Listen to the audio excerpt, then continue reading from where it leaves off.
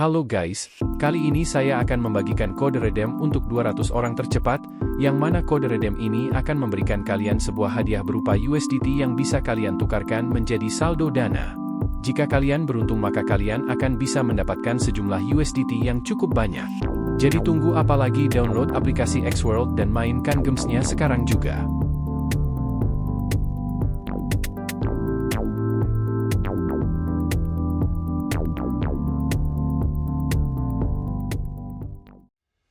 Assalamualaikum warahmatullahi wabarakatuh. Halo semua, kembali lagi di channel Raider Manhwa. Kali ini Mimin akan melanjutkan sebuah komik yang berjudul Sang Iblis Penguasa Mutlak.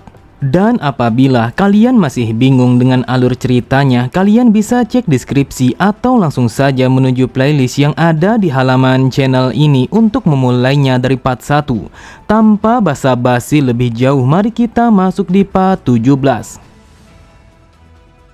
Cerita dimulai. Terlihat Charyon begitu takjub dengan apa yang dilihat oleh kedua matanya. Ia bergumam, bagaimana mungkin ada sebuah tempat yang seindah dan juga semewah ini yang berada tepat di belakang bangunan yang pertama. Sambil tersenyum, Jiok berkata, dengan kata lain, kediaman angin baru hanyalah gerbang utama untuk menuju sekte langit biru. Kami membuat wilayah ini seperti labu karena medannya sangat cocok untuk pertahanan. Jadi kami berencana untuk menangani segalanya dengan menggunakan kediaman angin baru sebagai gerbang utama. Bahkan kami juga telah membawa para pekerja yang membangun tempat ini dengan mata yang tertutup agar mereka tidak mengetahui di mana lokasi tempat ini yang sebenarnya. Kami hanya menekankan kepada mereka untuk bekerja tanpa harus mengetahui untuk apa bangunan ini dan di mana mereka bekerja. Aku yakin dengan cara yang seperti ini adalah sebuah keputusan yang terbaik untuk keselamatan mereka semua. Selain membangun kastil utama, saat ini fokus utamaku adalah untuk membangun aula pelatihan dan juga asrama yang bisa digunakan oleh ribuan orang yang berada di bawah kendaliku. Mendengar itu, Charyon bergumam, hal ini sama sekali tidaklah masuk akal. Berapa banyak organisasi yang berada pada wilayah Jianghu yang dapat menampung jumlah orang yang sebanyak ini? Aku bertanya-tanya apa yang sedang ia rencanakan. Jeok kembali berkata, seperti yang kita ketahui kalau keempat kekuatan telah mendominasi Jianghu ini sejak meredanya perang besar antara kultus demonik dan juga aliansi Murim. Oleh sebab itu, dengan menggunakan kekuatanku, maka aku akan meruntuhkan mereka semua. Dari kedua tatapan matanya, terlihat dengan sangat jelas kalau Jeok sama sekali tidak bercanda dengan ucapannya. Di sampingnya, Charyon hanya terdiam. Ia merasakan kalau Jeok telah mengatakan itu tanpa adanya keraguan sedikit pun. Di saat itu, ia juga menyadari kalau apa yang diucapkan oleh Jeok selama ini untuk menguasai Jianghu bukanlah sebuah omong kosong. Kemudian sambil tersenyum, Jeok kembali berkata, setelah aku menghancurkan mereka semua, aku pun akan menggantikan mereka sebagai seseorang yang berada di atas puncak untuk menguasai Jianghu ini dengan seutuhnya. Cerita berpindah pada kediaman keluarga aliansi Langit Utara yang berada pada wilayah cabang Wuhan. Di saat itu, para tetua dan juga para pemimpin dari sekte lainnya telah melakukan pertemuan darurat setelah terjadinya sebuah insiden pada turnamen Dragon Phoenix. Kemudian terdengar salah satu dari mereka langsung menghempaskan tangannya ke atas meja karena dia begitu marah atas kejadian itu. Sambil berteriak ia berkata, apakah kau tahu kalau kami telah memberikan kepercayaan ini kepadamu karena kami sangat percaya kalau kau akan menjaga keselamatan anak kami. Namun setelah semua itu kau hanya mengucapkan kata maaf kepada kami. Aku begitu penasaran apakah kau akan bisa mengatakan itu apabila anakmu yang telah mati di dalam insiden itu. Diketahui kalau lelaki yang berteriak itu bernama Gayongsang dan dia merupakan sang pemimpin dari sekte Raja Darah. Pada sisi yang lain, mereka pun berbisik satu sama lain. Mereka mengatakan apakah mereka harus menghentikan tindakan Gayongsang karena mereka berpikir kalau dia sudah tidak waras. Mereka mengetahui kalau Gayongsang telah kehilangan murid tertuanya yang mati dengan cara yang sangat menggenaskan. Lalu putri bungsunya telah kehilangan salah satu dari kakinya sehingga membuatnya akan sulit untuk melanjutkan cita-citanya menjadi seniman bela diri. Mendengar keributan itu, sang pemimpin aliansi Langit Utara yang bernama Im Chonse langsung berdiri dari tempat duduknya. Lalu ia berkata, sebagai seorang ayah, aku pun sangat mengerti dengan apa yang dirasakan oleh para kepala keluarga. Akan tetapi kami sama sekali tidak akan tinggal diam karena kami akan menyelidiki insiden ini dengan seksama. Jadi aku berharap kalau kalian tidak usah terlalu khawatir karena kami akan menemukan siapa sebenarnya dalang di balik insiden ini. Kemudian sebelum pertemuan itu dimulai, Im Cheon teringat ketika ia berbicara bersama penasehatnya yang bernama Banwi. Di saat itu ketika mendengar Im Cheon yang mengatakan kalau ia akan memberikan sebuah harapan kepada mereka semua, Banwi berkata, mereka telah kehilangan anak-anak mereka di dalam insiden itu. Jadi aku yakin akan ada orang-orang yang sama sekali tidak akan menerima hal itu dengan mudah. Im Cheon berkata, aku yakin di antara aliansi kita pasti ada seseorang pengkhianat yang telah membocorkan informasi turnamennya karena kita telah mempersiapkan turnamen itu di tempat yang sangat dirahasiakan. Banwi, apakah kau tahu apa yang harus aku lakukan untuk menangani situasi ini selain memberikan mereka sebuah harapan? Dengan tatapan mata yang tajam, Banwi berkata, kita hanya perlu mengubah pandangan semua orang yang memberikan kontribusi kecil, termasuk yang Suchang, untuk menjadi pahlawan yang sempurna. Oleh sebab itu, maka hal ini akan menciptakan sebuah teori kalau anak-anak yang mati itu mereka mati karena mereka yang begitu lemah. Jadi dengan kematian mereka akan membuat keluarga mereka menjadi malu. Mendengar perkataan Banwi, terlihat Im Cheon langsung tersenyum. Ia berkata, apa yang kau katakan adalah sebuah ide yang sangat bagus. Namun aku akan menambahkan, siapapun yang tidak bisa menerima akan keputusan itu, maka ia akan menghadapi sebuah konsekuensi yang tidak akan bisa dihindari. Kemudian di dalam pertemuan itu, Im Cheon kembali berkata, sepenuhnya aku mengakui tanggung jawab itu, akan tetapi masalah ini merupakan masalah Jianghu juga. Kita telah mengetahui kalau di dalam situasi yang terburuk sekalipun, sebagian besar dari para peserta turnamen Dragon Pinnacle telah selamat dari insiden itu. Bahkan salah satu dari mereka telah bertarung mati-matian untuk menyelamatkan rekan mereka dan menyingkirkan para penjahat itu.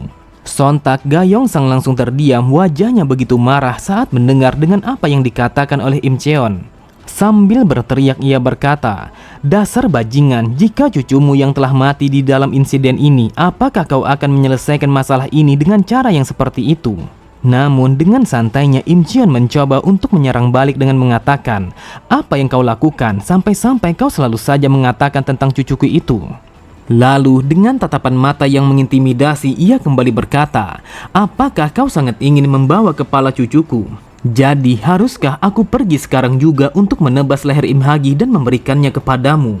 Ataukah kau menginginkan sesuatu sampai-sampai kau selalu saja menyebut cucuku atas ketidakpuasanmu itu?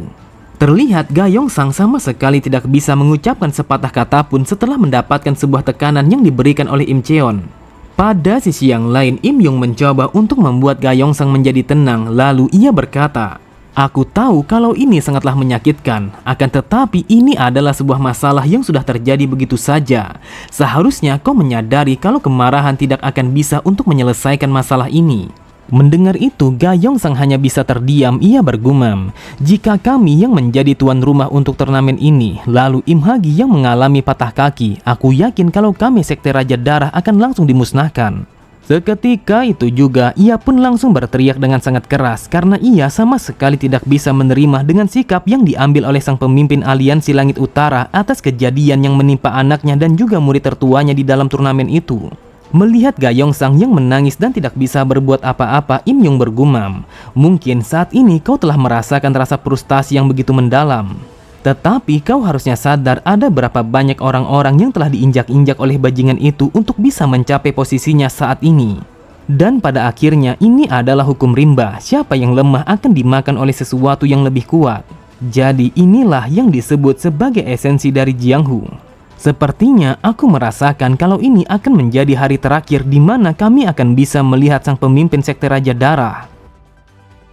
Cerita berpindah, terlihat Jiok dan juga Charyeon telah berjalan mengitari hutan yang berada di sekitar kediamannya. Jiok berkata, sebenarnya ada sekelompok bandit telah mendirikan markas mereka di dalam hutan ini. Lalu mereka mencoba untuk meminta uang kepada orang-orang yang berada di gerbang utama angin baru dengan dalih keamanan. Jadi, aku berjalan melewati hutan ini untuk menyingkirkan mereka semua karena mereka sudah mengganggu orang-orangku. Mendengar itu, Charyeon sangatlah terkejut. Ia bergumam, apakah ini akan terjadi sama seperti yang sebelumnya? Dia menggila tanpa rasa ampun langsung membunuh mereka semua. Charyeon berkata, aku yakin mereka adalah orang-orang yang baik hati. Mereka tidak memiliki pilihan lain selain menjadi bandit hanya untuk menghidupi diri mereka sendiri. Dengan santainya Jiok berkata, hal itu sama sekali tidaklah masuk akal. Tidak ada yang namanya pencuri yang baik dan juga pembunuh yang baik ataupun musuh yang baik. Asal kau tahu, manusia yang baik akan tetap menjadi manusia yang baik. Namun meskipun seperti itu, aku sama sekali tidak berniat untuk membunuh mereka.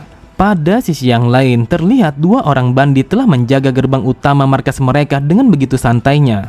Kemudian mereka pun telah melihat Jiok dan juga Charyon yang sedang berbicara tidak jauh dari markas utama mereka. Lalu sambil menarik bilah pedangnya, salah satu dari mereka berkata, "Apa yang sedang mereka lakukan? Apakah mereka tersesat?"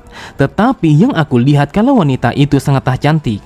Dengan sangat cepat, ia pun langsung melompat dan mengayunkan bilah pedangnya untuk memotong kepala Jiok. Di saat itu, ia berpikir kalau Jiok sama sekali tidak akan bisa menghindari serangannya karena Jiok hanya terfokus kepada Charyon. Meskipun Jiok sama sekali tidak menghiraukan kehadirannya, namun tetap saja dengan begitu mudahnya ia menghentikan bilah pedang itu hanya dengan satu tangan.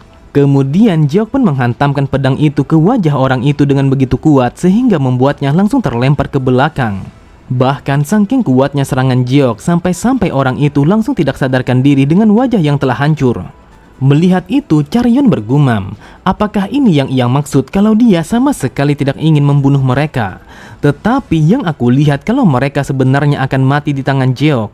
Pada sisi yang lain, salah satu dari bandit itu langsung menarik bilah pedangnya karena ia tidak menyangka kalau temannya telah dikalahkan hanya dengan satu kali serangan saja. Akan tetapi ia langsung terdiam ketika melihat Jiok yang memalingkan pandangannya ke arahnya.